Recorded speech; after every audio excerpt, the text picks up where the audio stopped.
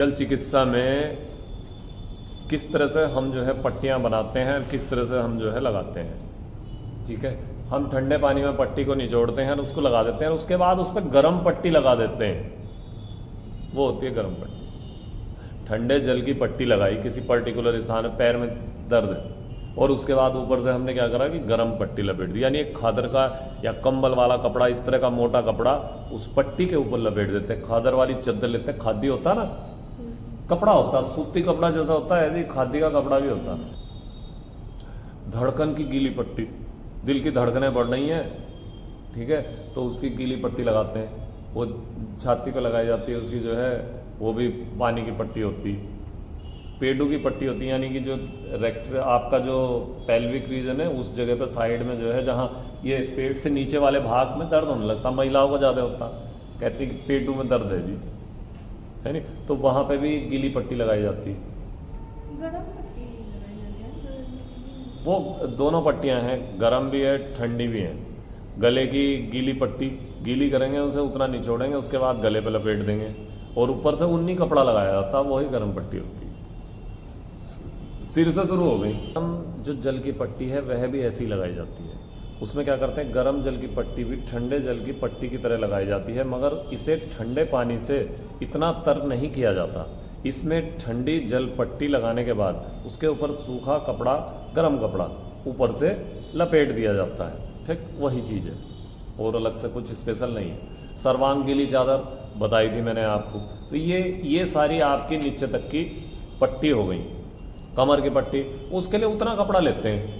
अब मान लीजिए पैर की पट्टी है, उंगली में अगर आप हाथ पे पट्टी लगाओगे यहाँ, ठीक है, यहाँ दर्द, तो आप इतना बड़ा कपड़ा लोगे। आप कमर की पट्टी लगा रहे हो तो इतना बड़ा कपड़ा लोगे, तो वो होती। या फिर किसी के कमरे की पट्टी लगा रहे हैं, कमर का मतलब जिसके बड़े बड़े कमर हो या पेट बड़ा हो गया हो, तो उसके लिए उतना बड़ा कपड़ा लोगे।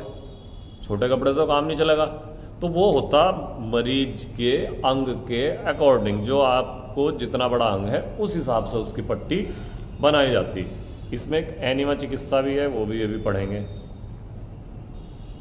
ज्वाइंट होते हैं, ज्वाइंट पे भी गीली पट्टी लगाई जाती है, सूजन के लिए भी गीली पट्टी लगाई जाती है। ठीक है, दोनों तरह से गीली पट्टियों का प्रयोग किया जाता है। हाँ, जल के प्रकार बताने भूल गए थे, नोट कर लेना जो प्राकृतिक चिकित्सा वाले हैं हमारे।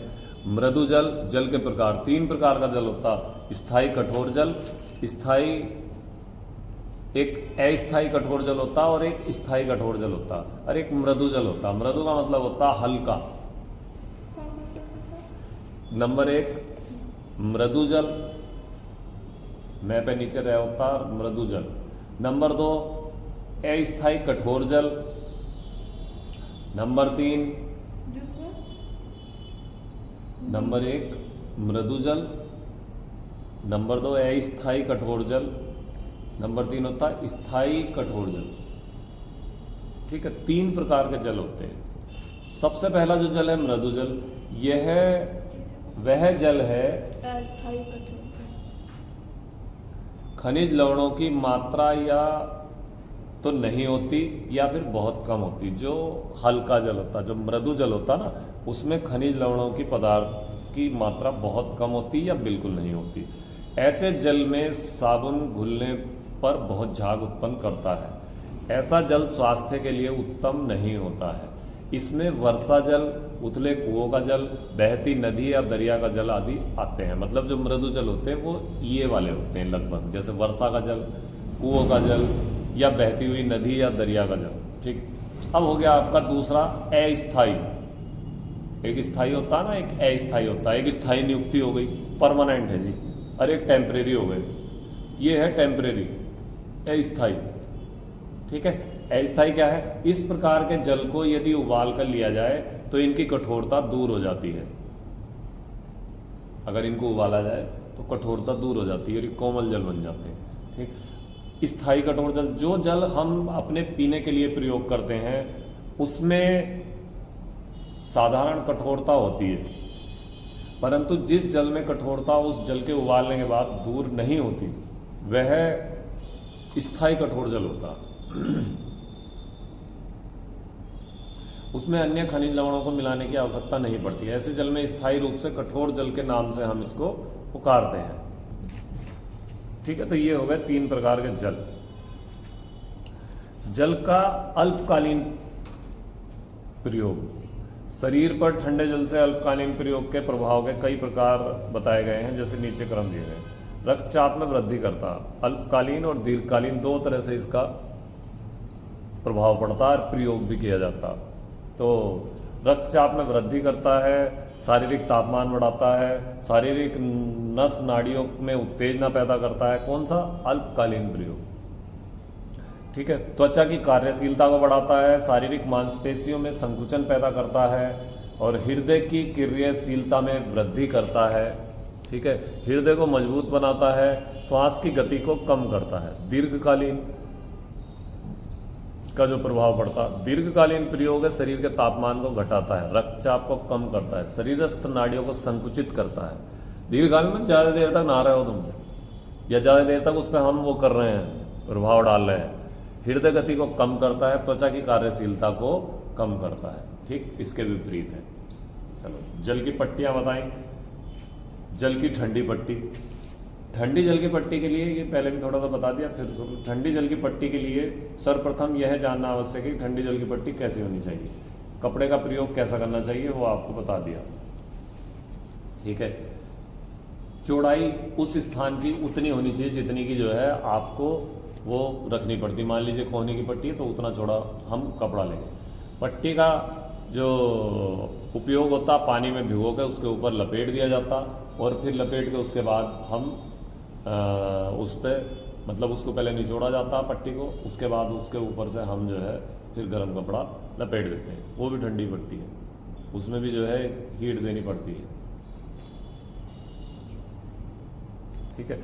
जल की पट्टियों का प्रयोग जैसे मैंने अभी बताया कई सारी जगह, यहाँ से शुरू हो गई आपकी गले से, गर्दन की पट्टी, कमर की पट्टी, धड़ की पट्टी, छाती की पट्टी और आपकी जो है ये पेटू की पट्टी, पेट की पट्टी। ठीक, मतलब जितने अंग आ गए, जांग की पट्टी, घुटनों की पट्टी और पिंडलियों की पट्टी, फिर आपके टखनों की पट्टी, फिर आपके पैर की पट्टी। ठीक, इसी तरह से सारी पट्टियां हम उसको अलग अलग लिख भी सकते हैं और लगा भी सकते हैं। ये सारी पट्टियां होती हैं। फिर पूरे शरीर का चादर लपेट होता, वो कल भी बताया था। एक चादर लेते हैं सूती कपड़े की, उसके बाद जो है मरीज के पहले घर्षण स्नान करते हैं, फिर उसको चादर को लपेट के गीला करके उसे निचोड़ के फिर उसके बाद लपेटते हैं उस पर, फिर उसके ऊपर से एक चादर और लपेट देते हैं। तो ये होती है हमारी पूरे शरीर की गीली पट्टी। ठीक है। और 2 से 3 घंटे तक भी इसको रखा जा सकता है मरीज को।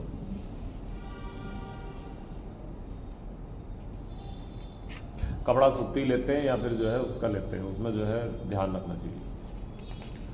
सिर में भी जो है उस समय पे एक सिर में मफलर नुमा एक हम इस तरह का वो बांध देते हैं। ठीक है। जलपान भी है क्या इसमें? जलपान, जलपान जो है ना, जल का पान करना है, यानी कि ऐसा नहीं है कि सुबह को जाकर नाश्ता कर लो किसी जगह, जलपान करना था प्राकृतिक चिकित्सा में।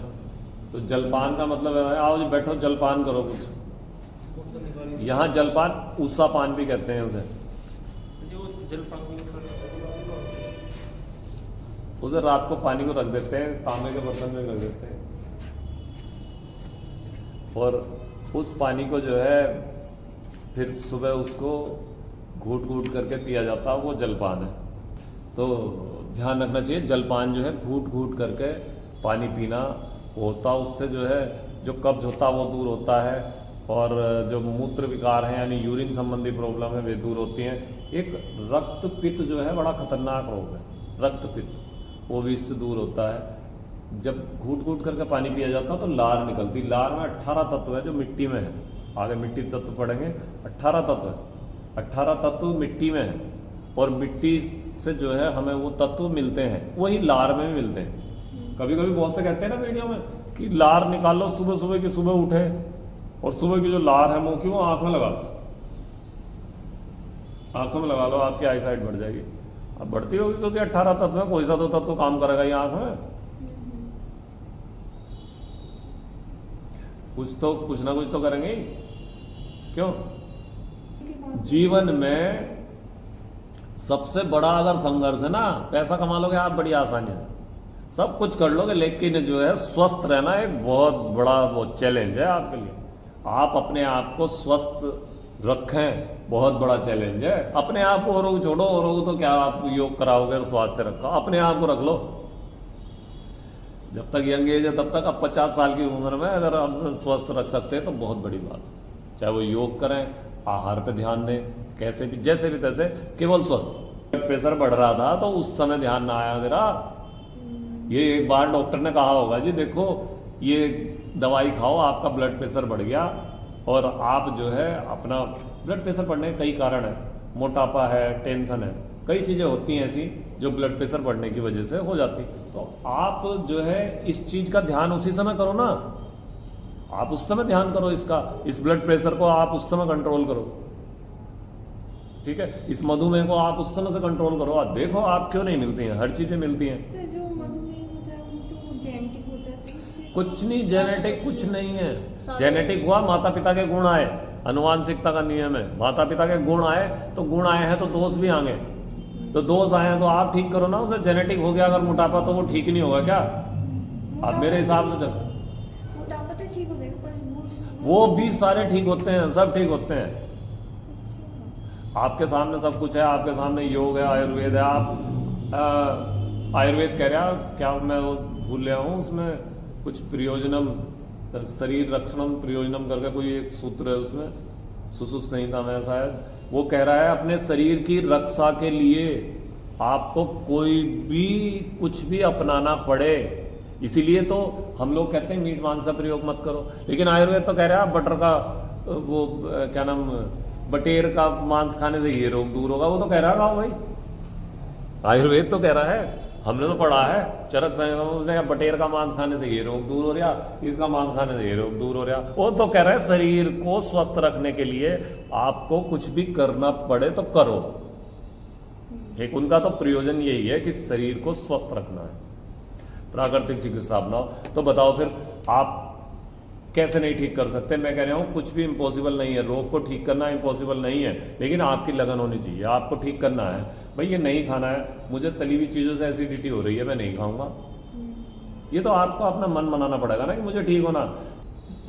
तो मैंने बताया था कि जल की जो शरीर में आवश्यकता है, तो किडनियों को इतना जल चाहिए, वो डेली के लिए आवश्यकता पड़ती है। उस चीज़ को हमें ध्यान रखना चाहिए। गुर्दों के लिए, किडनियों के लिए, त्वचा के लिए, मल मार्ग में भी जल की आवश्यकता पड़ती है। और आप लोग देखते हैं कि कॉन्स्टिपेशन जो होता है, तो कॉन्स्टिपेशन का जो कारण होता है ना, उसका कारण भी जो है यही होता है। अगर मान लीजिए आप जो है कॉन्स्टिपेशन है तो जल की कमी हो गई है। जल की कमी कैसे दर्शाती है वो, क्योंकि जब आपको लगभग 3 बजे के आसपास आपको जो है जल, शरीर को जल की आवश्यकता पड़ेगी। अर्ली मॉर्निंग में आपको शरीर को जब पीएम के बाद एएम शुरू होगा ना, तो उस समय जल की आवश्यकता पड़नी शुरू हो जाएगी। अब शाम तक तो जल पिया, जो पिया वो शरीर को चलता रहा, लेकिन उसके बाद, इसलिए आयुर्वेद में कई बार बताया गया कि रात को सोने से पहले थोड़ा सा आप जल लें। ठीक है, तो इसलिए वो शरीर को जल की आवश्यकता है, शरीर को जल की आवश्यकता पड़ेगी। ठीक है, तो वो सारे जो, क्योंकि ऑर्गन है जो अंदर के, उनको शरीर की जल की आवश्यकता पड़ती है। किसी को ज़्यादा है, किसी को कम है। तो इसी तरह से कॉन्स्टिपेशन हो जाता है अगर शरीर में जल ना हो। तो जो हमारा मल मार्ग में जो जल है, जैसे जो हमारा वो लुगदी बनी ना, हम जो खा पी रहे हैं भाई, उसी का तो जो है वो हम जा रहे हैं जब मल त्याग करने, वही तो चीज़ है।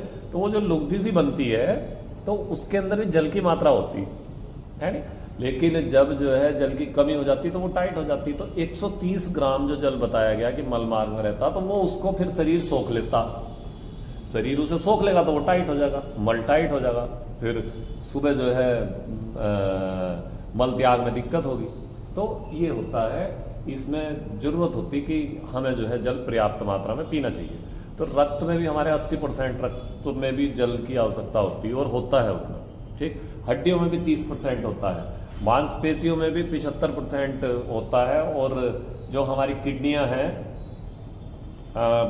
इंग्लिश वाले बच्चे ज़्यादा हैं तो रक्त, ब्लड कह देंगे कि ब्लड में जो है 80%, और जो अंश होता ही होता है बोन, हड्डियों में जो है 30% जल की मात्रा है। ठीक है, मसल्स मसल्स में जो है 75%, ठीक है। किडनियाँ, गुर्दे, मसल्स मांसपेशियाँ, किडनियों में 83%। जिगर, जिगर किसे कहते हैं? लीवर हाँ, लीवर को। उसमें पित्त बनता ना, एक उस पर गाना ही चला दिया, जिगर में बड़ी आग है ना, एक गाना भी है ऐसा। तो वो क्या है, वो वही है कि उसके अंदर पित्त बन गया ना, तो इसलिए उन्होंने बताया वही तो आग है, वही भस्म करेगा। आगे आकर वो उसमें आता है अमाशय में, तो वही जो है उसको भस्म करता है। फर्स्ट ईयर वालों के लिए तो एनाटॉमी का भी चल रहा, क्योंकि जो पित्त बनेगा लीवर में, पित्त बनता उसमें आ जाता, नेट में प्रश्न आ जाता कई बार, पित्त का निर्माण कौन सा अंग करता, उसमें लिखे हुए कई सारे, लीवर। पित्त का निर्माण जो होगा वह किसमें होगा? लीवर में, ठीक है। तो लीवर में जो है 70% जल की मात्रा, मस्तिष्क में जो है 79%। अब मैं इसलिए बता रहा हूँ आपको क्योंकि जल चिकित्सा है, ठीक है। इनकी मात्रा होगी, आप नोट कर रहे हैं तो ठीक है, नहीं तो फोटो भी डाल दें। जो हम रोटियां खाते हैं उसमें 40% जल मिलता है हमें उससे। तो अंडे में भी 65% होता, मांस में भी 75% जल की मात्रा होती है। मैं मात्रा बता रहा हूँ इसलिए, वरना हम इन चीज़ों का जिक्र भी नहीं करते। मछली में 80% होता है, दूध में 87% जल की मात्रा होती है। वैसे तो आजकल तो वो दूधिया भी मिला देते हैं पानी उसमें, लेकिन उसमें होती है ऑटोमेटिक। सब्जियों में 90% होती है, जो सब्जियां होती हैं उनको खाते हैं तो उसमें 90% मात्रा होती है, ठीक है। तो दैनिक जो हमारा वो है जीवन शैली है, उसमें जो हमारे शरीर के अंग हैं और जो शरीर के अंदर उपस्थित चीज़ें हैं उनके बारे में हमने थोड़ा सा बताया। आगे आते हैं हम अपनी जल चिकित्सा में, कि जल है, जल ही जीवन है, ऐसा कह देते हैं ना। तो वास्तव में अगर जल नहीं पीते हैं हम तो हमें बड़ी दिक्कत का भी सामना करना पड़ जाता है, ठीक है नहीं। तो जल को जीवन भी बताया गया है कि जल ही जीवन है। तो साधारण दैनिक मैंने आपको स्नान बताए, नदी में तैर के स्नान, खनिज जल स्नान, वर्षा का स्नान, ठीक है, गंगा स्नान। गंगा स्नान तो प्रसिद्ध है। समुद्र स्नान ये आप प्राकृतिक चिकित्सा में पढ़ रहे हैं। झरना स्नान, ठीक। एक प्रश्न भी था कि क्या घर के झरनों में स्नान करना चाहिए, तो उसके लिए होता है कि हम लोग उसमें जो है, अगर हम स्नान कर रहे हैं, अगर जल वाला हम स्नान करते हैं, तो वो जो स्नान है वो आप पहले, आपको फिर भी वही प्रक्रिया अपनानी है जो मैंने बताया है कि पहले पाँव को धोना है, पहले पाँव पे पानी डालना है, फिर उसके बाद में आपने क्या करना है कि फिर आपने उसके बाद जो है हाथों पे पानी डालना है, फिर शरीर पे डालना है, फिर सिर पे डालना है, तब आप उसमें झरने में स्नान करो। डायरेक्टली सिर पे एकदम झरने का स्नान घर का हो या कहीं का भी एकदम नहीं करना चाहिए। ये ध्यान रखने वाली चीज़ें हैं। कई चीज़ें आ जाती हैं, कई बार प्रश्न आ जाते हैं कि सर ऐसे स्नान करें तो कैसे करें। जैसे ब्लड सर्कुलेशन रुक जाता है ना अगर सीधा सर पे पानी डाले तो, और उसका प्रभाव पड़ता है, फिर उसका प्रभाव कहाँ पे पड़ता है? उसका प्रभाव पड़ता है सीधे हार्ट पे, ठीक है। आपने देखा होगा, आप लोगों को तो ध्यान रखना चाहिए, बाकी और तो जो है योग से संबंधित नहीं है तो करते हैं। सुबह जैसे ही हम उठे, जब हम सुबह को उठते हैं तो हमें क्या करना चाहिए कि उठने के बाद हमें जो है थोड़ा सा पैर नीचे करके हिलाने चाहिए, पैरों को हिलाना चाहिए, ठीक है। पैर हिलाने के बाद हमें जो है थोड़ी देर हाथ पैरों की मसाज भी करनी चाहिए, ठीक। उसके बाद हम लोग जैसे जो है हमने हाथों पैरों की मसाज की, उसके बाद में फिर हम उठ के जो है इधर उधर हल्का फुल्का टहलें।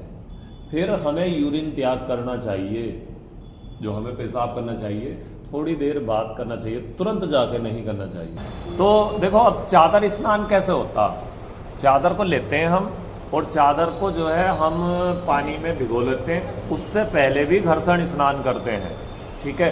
उसके बाद हम उसको जो है, चादर ऐसी होती है जैसे खादी वाली चादर, खादी का कपड़ा आता है ना, एक खादी आश्रम खुले में, तो हाँ चलो वो जो है खादी के कपड़े की बात कर रहे हैं, गांधी जी की। तो गीली चादर को हम जो है बाईं साइड से लपेटते हैं, यानी इस तरह लाए और इस तरह से हम उसको ऊपर से नीचे की ओर लपेटते हैं, ठीक है। और उसको लपेट के फिर जो है हम थोड़ी देर उस पर लेटते हैं और ऐसे लपेटते हैं जिससे चादर खिसके ना, ठीक है।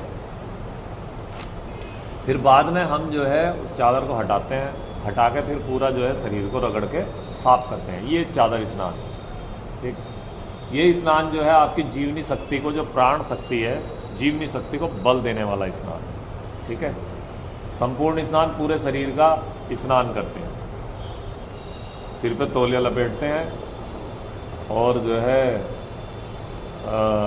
पूरे शरीर पे जो है हम पहले रोगी का सिर, चेहरा, पेड़ों और शरीर पर, मतलब ये ठंडे पानी में तौलिया भिगोकर उससे जो है उसको धोकर सिर पे गीला तौलिया लपेट लेना चाहिए। उसके बाद उसे कमरे के अंदर बैठाकर एक जग पानी उसकी छाती पर उड़ेल कर दूसरा उसकी पीठ पर उड़ेलना चाहिए। सुन लो भाई,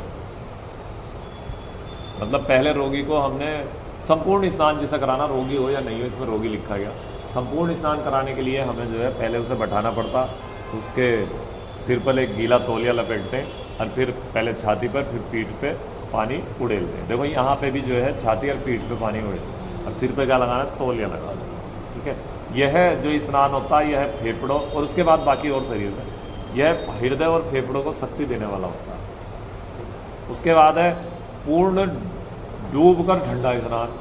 तो ऐसा मत करना कि गंगा जी में गोता लगा लेना, उनमें डूब गया वो होगा ठंडा स्नान, है नहीं। मतलब ऐसा मत कर लेना कि बहुत से बड़े आज्ञाकारी शिष्य भी होते हैं, बहुत से तो इधर से सुना इधर को निकालते हैं, बहुत से उसने कहा भैया डूब कर ठंडा स्नान करेंगे, पता लगा फिर बिल्कुल ठंडे हो गए। ध्यान रखना।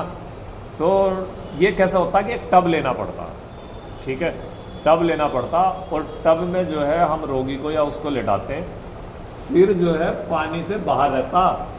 डूबने वाला मतलब ये नहीं है कि सिर भी डुबो दिया, सिर पानी से बाहर रहता। प्रोसेस वही रहता, 5 से 10 सेकंड इसको पानी से भर दिया जाता और इतने शरीर को पूरा नीचे की ओर हम लेटा देते हैं। ठीक है, वही तौलिया या कोई गमछा हम सिर पर उसके बांधते हैं। थोड़ी देर के लिए उसे 5-10 सेकंड यह स्नान कराया जाता, फिर उसके बाद में उसको बाहर निकाल कर वही घर्षण स्नान। तो ये भी शरीर को बल देने वाला होता है, जीवनी शक्ति को बल देने वाला।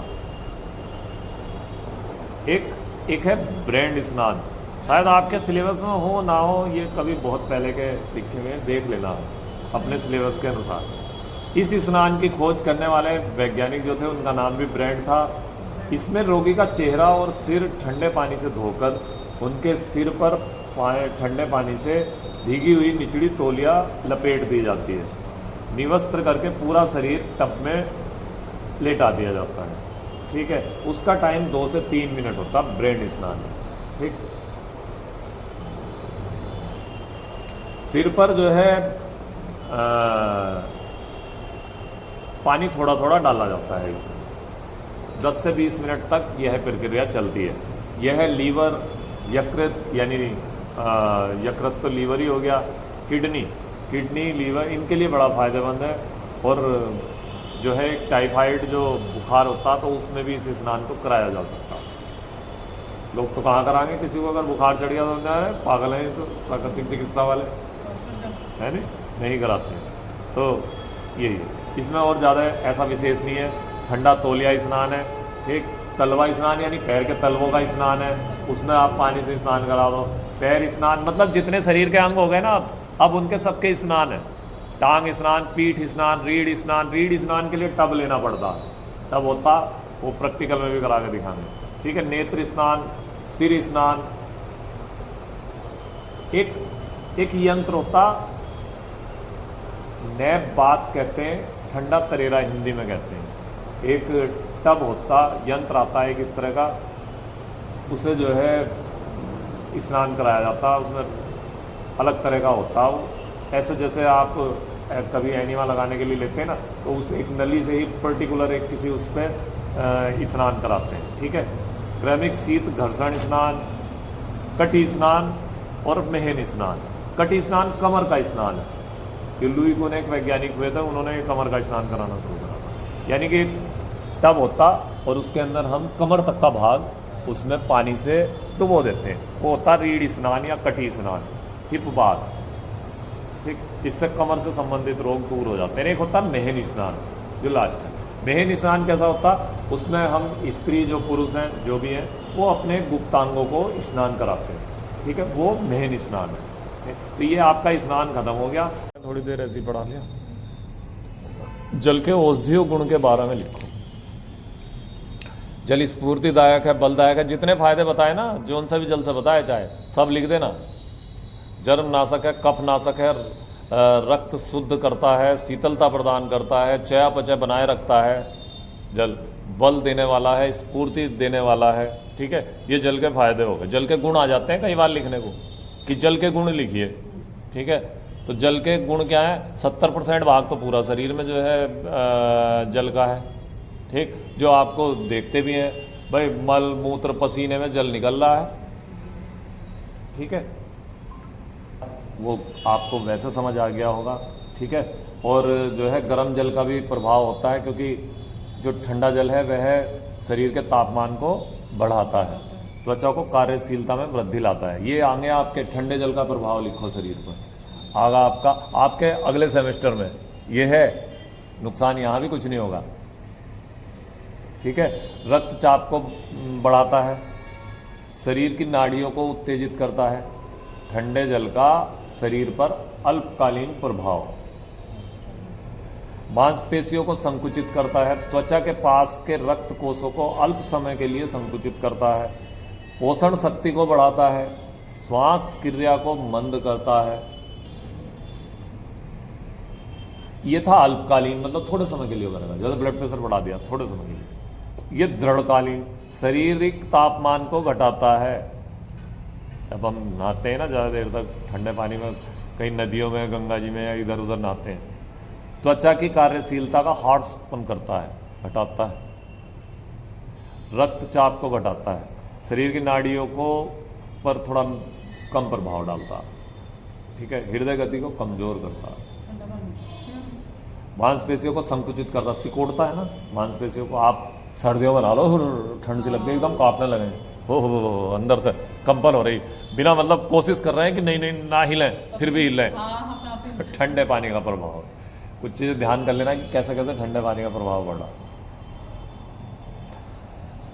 जल की विशेषताएं द्वारा शरीर पर पड़ने वाले प्रभाव। जल किसी भी वस्तु के संपर्क में आने पर अपनी गर्मी ठंडक को शीघ्रता से मतलब एक सा कर लेता है। जैसा आपने सुना ना, पानी रे पानी तेरा रंग कैसा, और जिसमें मिला दो उसी के जैसा। आप जो है दूध में मिला दोगे तो पता नहीं लग रहा, आप तो सोचोगे दूध दे रहा दूध वाला, पता लग रहा है पी रहे आधा पानी, क्योंकि पानी का तो बहुत सारे लोग बोलते हैं कि डेली ज्यादा नहीं नहाना चाहिए, बॉडी के लिए अच्छा नहीं होता। क्या ये सही है या गलत है? जैसे बहुत सारे लोग दिन में 3 बार नहाते हैं, 2 बार नहाते हैं। सो मैंने बहुत बार सुना है कि नहीं, ज्यादा मत नहाओ, इससे आपकी बॉडी की इम्यूनिटी पे भी फर्क पड़ता है। हाँ देखो, अब मैंने एक चीज़ बताई, जैसे गर्मियों के दिन है तो शरीर का टेम्परेचर कुछ और है, सर्दियों के दिन है तो शरीर का टेम्परेचर कुछ और है। परंतु नहाना जो है सुबह को और आप शाम को 2 टाइम नहा सकते हो। क्यों? क्योंकि जो है शरीर को वो स्वच्छ करने के लिए नहाया जाता है। और नहाने का भी हम इसमें बात करेंगे, घर्षण स्नान है, यानी कि घिसना, घर्षण करना शरीर को। तो कैसे करते हैं? तौलिया लेते हैं हम, और ऐसा नहीं है कि स्नान के बाद घर्षण स्नान हो रहा है, स्नान से पहले भी घर्षण स्नान है। आपने करना क्या होता है, तौलिया ली और तौलिया लेके आपको रगड़ना पड़ता है शरीर को। ठीक, पूरे शरीर की मसाज सी करनी पड़ती है तौलिया से। ठीक, अब आप नहाने चले गए, आप नहाने गए, आप नहाए। ठीक, नहाने के बाद आप जो है शीतल जल से नहाए, उसके बाद फिर आपको जो है, शीतल का मतलब ऐसा नहीं जैसे लिखा है शीतल जल तो उसका बर्फ का पानी आ रहा, जो साधारण जल निकल रहा है उससे नहाए। जल का तापमान एक ही रहता है।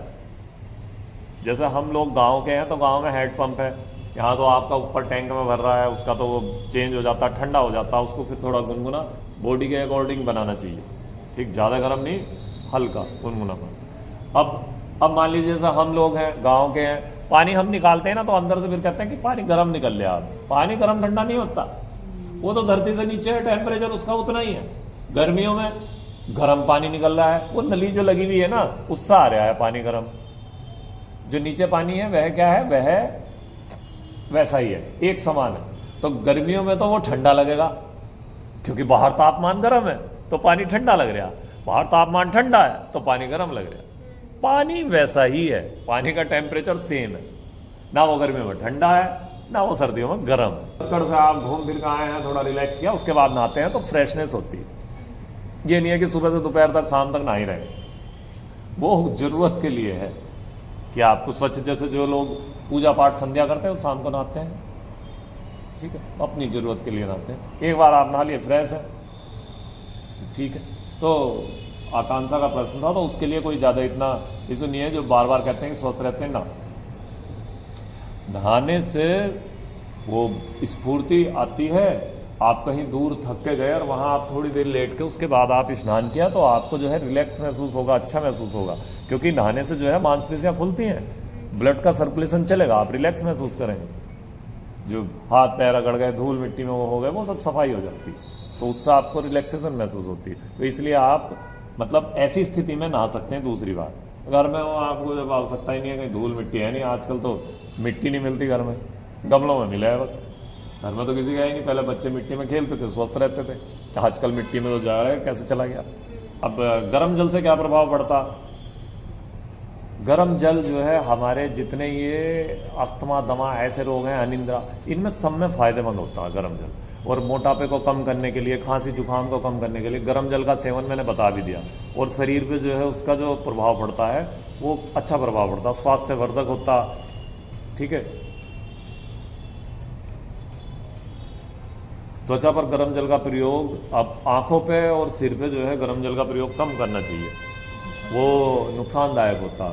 जैसे हम गर्म जल, बहुत से तो बिल्कुल एकदम बढ़िया एकदम गरम गरम, वो बालों के लिए नुकसानदायक है, वो आपकी आंखों के लिए नुकसानदायक है।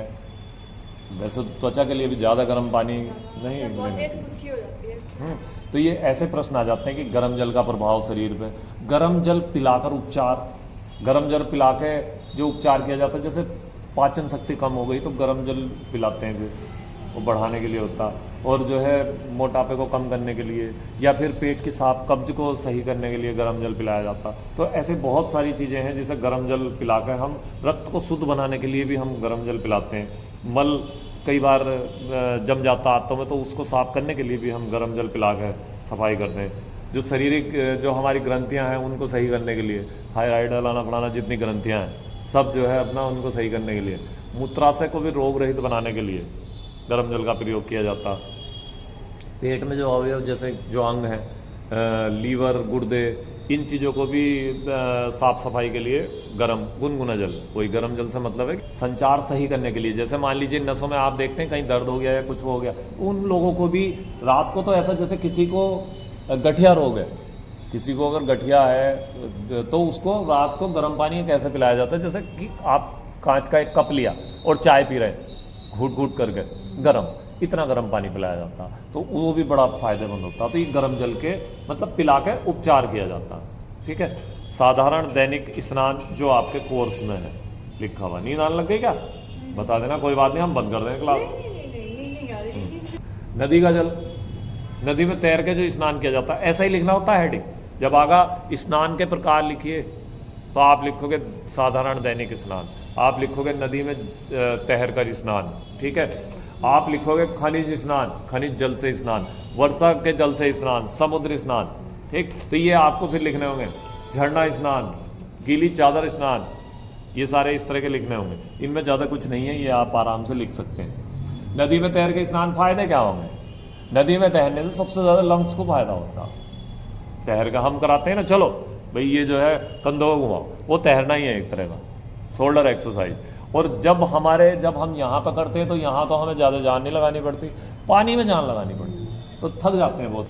तो बड़ा फ़ायदेमंद होता, हष्ट पुष्ट बनाने के लिए, शरीर को सुडौल मजबूत बनाने के लिए नदी में तैर के स्नान होता, ठीक है। इसी तरह से वर्षा के जल से स्नान है। वर्षा के जल से जो स्नान करते हैं हम, तो खाज खुजली त्वचा रोगों के लिए बड़ा फायदेमंद स्नान होता। देखा नहीं, बच्चे एकदम कपड़े उतारे और चले गए, तो माँ भी कहती चल घमौरियाँ हो रही, जा नहा ले, तो वो त्वचा के लिए फायदेमंद है, वास्तव में त्वचा के लिए फायदेमंद होता।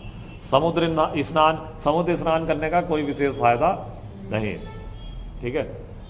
इसलिए जो है उसका ज़्यादा स्नान नहीं किया जाता, क्योंकि उसमें मैग्नीशियम, पोटेशियम, कैल्शियम और ये क्या कहते हैं आपका नमक, इस तरह की चीज़ों का मिश्रण होता, जो कई बार शरीर को नुकसान पहुँचाता। लेकिन गठिया रोग जो है उसमें ये भी फायदेमंद होता, ये स्नान भी। खनिज स्नान कैसा होता है? जैसे जो ये फैक्ट्रियों से वो चला आ रहा है ना, जिसमें दुनिया भर का वो सामान निकलते हैं, इससे अगर इससे स्नान करते हैं तो ये भी गठिया रोग में और त्वचा रोग में जो है फायदेमंद होता है। एक लंबा स्नान करता हूँ, जैसे कि नदी में आप ज़्यादा लंबे टाइम तक या टब में आप बैठ के स्नान कर रहे हैं तो ज़्यादा लंबे टाइम तक स्नान कर रहे हैं तब भी वो फ़ायदेमंद होता है। झरना स्नान गए एकदम हो और एकदम सीधे सिर पे पानी सीधे नहीं गिरना चाहिए। एक ने पूछा था उसने कहा जी मतलब एक बात बताओ, क्योंकि यूट्यूब पर बहुत आते रहे ना तो लोग देखें पानी के क्या फ़ायदे, कैसे जल का स्नान करना चाहिए हमें। तो हम लोग चलो हम आध्यात्मिक उसमें चले जाते हैं कि जब हम गंगा जी में जाते हैं तो हम सीधा डुबकी सिर से तो मारते नहीं, हम पैरों को धोते हैं। अब मैं उसका कारण भी बताऊंगा। जब हम पैरों को धोते हैं तो पैरों को धोने से हमारा जो हार्ट है वो पैरों से बहुत दूर है। अब पैरों में ठंडक, एकदम आप जाते हैं ना पानी में गंगा जी में, सर ये कब तक होगा? चलो हो गया ये तो। चलो अंजलि ये